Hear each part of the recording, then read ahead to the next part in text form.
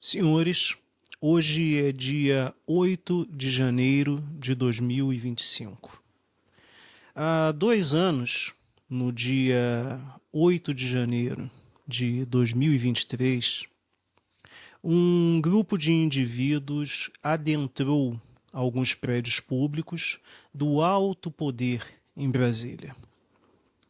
E tantos outros estavam pacificamente nas portas dos quartéis em uma atitude fantasiosa.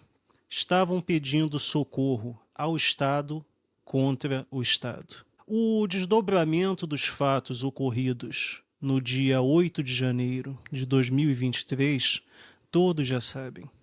Logo, não preciso repetir o que já é de conhecimento público. Diversos indivíduos foram presos por aqueles que julgaram, durante 4 anos, serem seus salvadores. E seus pseudo-salvadores, braço armado do Estado, só estavam cumprindo ordens.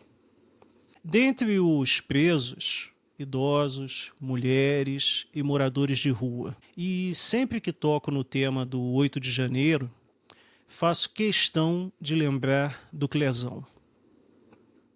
A família do Clesão resta buscar a justiça divina, já que a justiça do homem é inexistente. Fato curioso, que já mencionei em outros vídeos, é que os presos do 8 de janeiro são acusados de tentar abolir o Estado Democrático de Direito no Brasil. E, entre outros absurdos, foram acusados de estarem armados com pau, pedra, bolas de gude e atiradeiras. Sim, aquelas atiradeiras de que as crianças usavam para se divertir antigamente. E, mais uma vez, cito Edmund Burke, no livro Reflexões sobre a Revolução Francesa.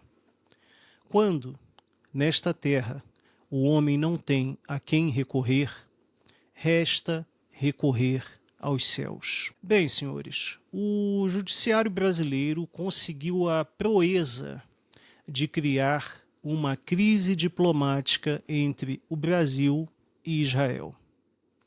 Uma só servidora pública da magistratura brasileira, provocada por uma dita organização internacional voltada à documentação de crimes contra palestinos, uma só magistrada conseguiu, com sua ação legal, azedar ainda mais a relação entre o Estado brasileiro e o Estado de Israel. Na contramão da maioria dos países do mundo, o governo Lula optou por criticar Israel e buscou relativizar as mortes e violações promovidas por terroristas palestinos do Hamas contra civis desarmados israelenses e de outras partes do mundo. Anteriormente, o governo Lula buscou igualmente relativizar os horrores que a Rússia causou à Ucrânia. E é engraçado o tanto de contradições argumentativas que podemos encontrar no nefasto discurso da esquerda brasileira. No caso dos covardes ataques da Rússia contra a Ucrânia, a galera da esquerda busca encontrar 1000 justificativas para o que não pode ser justificado. Afinal, a Rússia invadiu e destruiu boa parte da Ucrânia. No caso da legítima reação de Israel contra o grupo terrorista Hamas, a esquerda diz preocupar-se com as crianças e com o povo palestino. Ora, por que as crianças e o povo ucraniano não são dignos da preocupação da esquerda? A resposta é simples. Em nome da ideologia que propaga, a esquerda não se preocupa em deixar milhares de corpos pelo caminho. E tais corpos podem ser dos inimigos ideológicos ou dos idiotas úteis. Na Polícia Federal, alguma mente mais lúcida, entrou com um pedido de reconsideração na Justiça Federal em relação à determinação da servidora pública da magistratura. Senhores, pensem comigo. Israel e Palestina, em uma parte do mundo que está em conflito desde tempos imemoriáveis, onde ambos os lados já cometeram excessos. E, neste contexto, o judiciário brasileiro acha de investigar, não sei com quais poderes reais, um soldado israelense que, estando a serviço do seu país, estava combatendo um grupo terrorista que, em seu estatuto, tem como objetivo destruir Israel. Quando o ditador da Venezuela, Nicolás Maduro, esteve no Brasil, será que alguma organização dos direitos humanos ligada à esquerda brasileira pensou em denunciá-lo por crimes contra a humanidade e pedir sua prisão? Pelo que me lembro, o ditador da Venezuela foi recebido com honras pelo presidente Lula. Senhores, no mundo real existem pessoas más, existem pessoas irrecuperáveis que nunca estarão aptas a viver em sociedade e que são avessas às liberdades. Tais pessoas buscam usar o terror e a violência mais extrema, as maiores desumanidades, para que possam atingir seus objetivos espúrios. Os terroristas do Hamas, tão defendidos por boa parcela da esquerda brasileira e do mundo, não estão buscando abolir Israel com paus, pedras, atiradeiras e bolinhas de gude, como fizeram, segundo a acusação do judiciário brasileiro, os presos do 8 de janeiro. E eu não entendo como a esquerda brasileira e o governo Lula podem relativizar e tentar justificar um grupo terrorista como o Hamas e, ao mesmo tempo, chamar as mulheres, idosos, os moradores de rua e os homens presos do 8 de janeiro de terroristas. E serei repetitivo em minhas palavras. Não é o ato que se comete que determina a crítica, é quem comete o ato. Por mais imoral que seja a ação, se o indivíduo estiver do lado da esquerda, ele será defendido por seus pares. E nós, do lado direito da força, precisamos vigiar para que não venhamos a cair neste mesmo erro, a hipocrisia, a indignação seletiva. A hipocrisia da esquerda brasileira é algo que deveria ser objeto de estudo.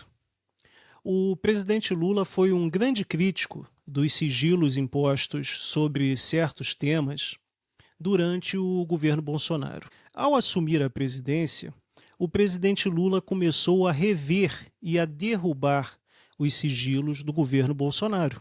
E nada havia de errado.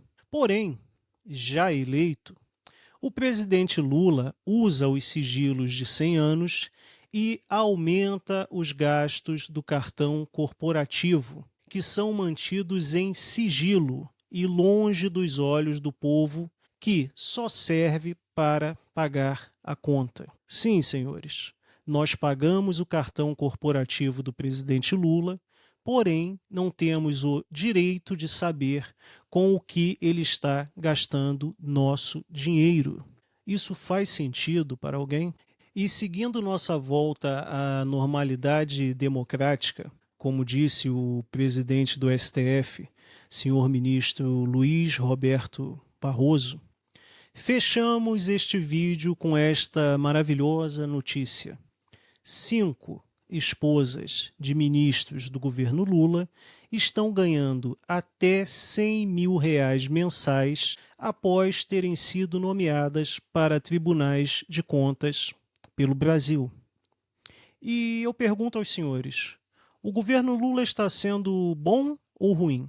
Se os senhores estão aqui neste canal e ainda assistindo a este vídeo, creio que tem a mesma opinião que eu tenho.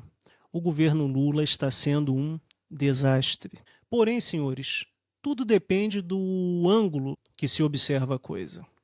E olhando do ângulo das senhoras esposas dos ministros do governo, o governo Lula está ótimo.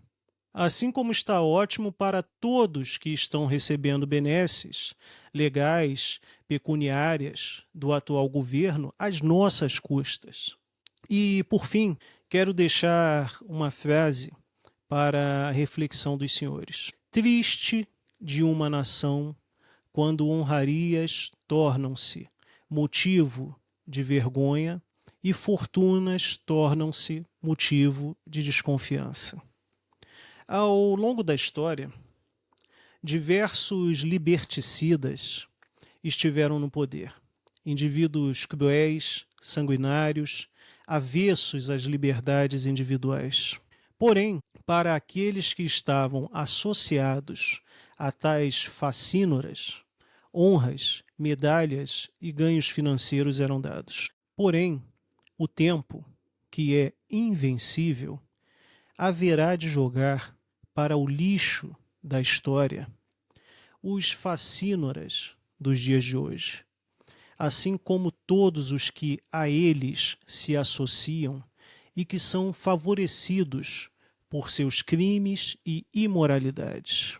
E eu agradeço a todos os senhores que assistiram a este vídeo, homens e mulheres de boa índole, que só desejam levar suas vidas com suficiência, paz e liberdade. E aos mais jovens, sugiro que busquem nutrir suas mentes e seus corpos com boas coisas e que aproveitem ao máximo a companhia dos seus pais. Jovens, honrem seus pais. Um grande abraço a todos.